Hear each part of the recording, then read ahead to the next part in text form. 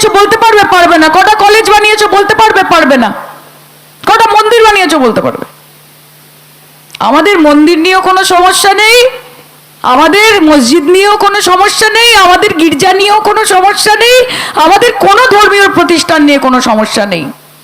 কিন্তু আমরা জানি যে দেশের প্রধানমন্ত্রীর কাজ হচ্ছে युवाओं को नौकरी देना। देश के प्रधानमंत्री का काम क्या होता है? युवाओं को नौकरी देना, महंगाई को घटाना, लोगों के चेहरे पे हंसी लाना। किसी पॉलिटिकल पार्टी का काम ये नहीं होता है कि दहशतगर्दी करके लोगों को डराना और हिंदू मुसलमान को विभाजित करना। ये काम नहीं होता है। বড় বড় কথা। মমতা ব্যানার্জি বাংলার জন্য কি করেছে? মমতা ব্যানার্জি বাংলার জন্য কি করেছে? আমার মায়েরা এখানে বসে আছে। মমতা ব্যানার্জি কাজ করেনি মা বাংলার জন্য? করেছে। হাসিগুলো বলে দেয় মুখের, হাসিগুলো বলে দেয়। বিজেপি কি করেছে বাংলার জন্য?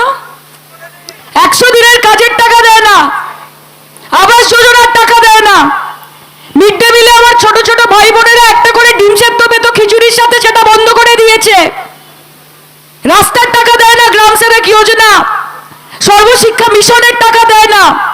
2 লক্ষ কোটি টাকা আটকে রেখে দিয়েছে বাংলার ন্যায্য পাওনা। নোট তখনই পাবে যখন बीजेपी के वोट देवे कि अगर वोट है तो नोट है और वोट नहीं तो नोट नहीं। अरे मोदी जी, आपके इसी पैतरे के लिए बंगाल के लोगों ने एक चीज ठान ली है कि रोशनी चांद से होती है सितारों से नहीं, कि रोशनी चांद से होती है सितारों से नहीं, मोहब्बत दीदी से होती है, किसी शाह या मोदी से नहीं। বাংলা দখল করবে। সিপিএম বলছে নবান্ন দখল করব, বিজেপি বলছে বাংলা দখল করব। মানে বাংলা কি মোয়া নাকি? মোয়া, জয়নগরের মোয়া, যে তুমি বাংলা দখল করবে?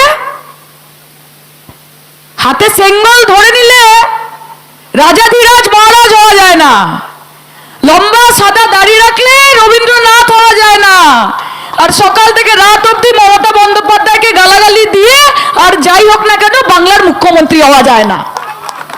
তার জন্য কাজ করতে হয়, বড় বড় বাতেলা মেরে হয় না। এসআইআর এর নাম করে যেই বদমাইশি করছে, এক একটা বিধানসভা থেকে 50, 60, 70 হাজার করে নাম বাদ দিচ্ছে। কি এজেন্ডা? কি এজেন্ডা? মমতা বন্দ্যোপাধ্যায়ের ভোটার বাদ দাও। আগে ছিল রিসর্ট পলিটিক্স, যে জিতছে জিতুক, কোনো অসুবিধা নেই, আমরা রিসর্টে চলে যাব, সেখানে গিয়ে আমরা এমপি এমএলএদেরকে ডেকে নেব, তাদেরকে কোটি কোটি টাকা দিয়ে কিনে নেব। এখন বলেছে এত ঝামেলার দরকার কি, সোজা ইলেকশন কমিশনকে কিনে নি। এত ঝামেলার কি আছে? সোজা ইভিএম কিনে নি। এত ঝামেলার কি আছে? এসআইআর করে দাও। একটা সময় ছিল যখন দেশের মানুষ সরকার নির্বাচন করত, এখন এত দুরবস্থা আমাদের দেশের যে সরকার ভোটার নির্বাচন করছে, যে কে ভোটার হবে আমার, আমাকে কে ভোট দেবে। লজ্জা লাগে যে এরকম একটা দেশে আমরা বাস করি। গণতন্ত্রের क्या बोलते ना, धजिया उड़ा दिए, गणतंत्र का धजिया उड़ा दिया है। सबका साथ, सबका विकास, सबका विश्वास, এটাই তো নারা ছিল। আসলে কি জানেন? खुद का साथ, खुद का साथ, दोस्तों का विकास, गणतंत्र का विनाश और पूरे देश का सर्वनाश। এটাই হচ্ছে বিজেপির একমাত্র মডেল। এটা ছাড়া আর কোনো মডেল নেই।